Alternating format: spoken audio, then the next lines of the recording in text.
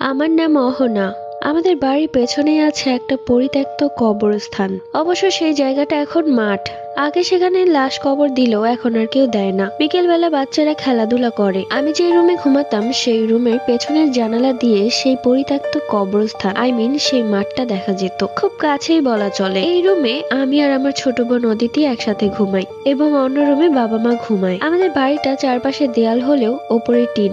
দুইটা রুম আর একটা খাবারের রুম। তো একদিন রাত্রিবেলা অদিতি আমাকে ডেকে বলছে, আয় আপু উঠ, দেখ না কেমন কান্নার শব্দ আসছে। আমার আবার একটা অভ্যেস আছে, কেউ যদি ঘুমের মধ্যে আমাকে ডাক দেয় তাহলে আমার মাথা গরম হয়ে যায়। তো আমি উঠে কোনো কিছু না বুঝে ওকে বললাম, আর একবার ডাক দিলে একটা থাপ্পড় খাবি। এরপর অদিতি আর কিছুই বলল না।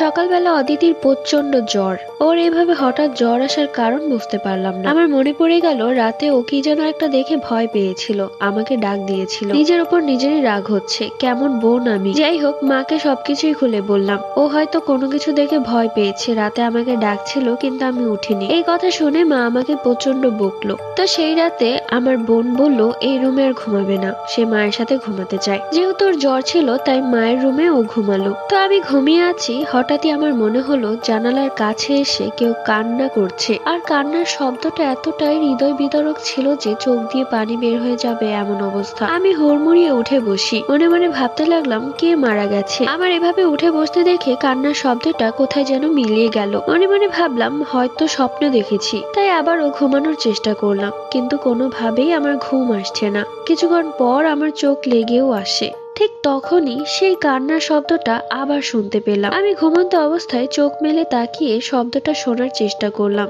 হ্যাঁ, শব্দটা আসছে জানালার বাহির থেকে। ভয়ে আমার গায়ের লোম দাঁড়িয়ে গেল। মাকে যে ডাক দিব সেই সাহসটুকু নেই। তখন রাত কয়টা বাজে সেটাও আমি দেখিনি। কিছুক্ষণ বাদেই আমার কানে এলো ফজরের আজানের শব্দ।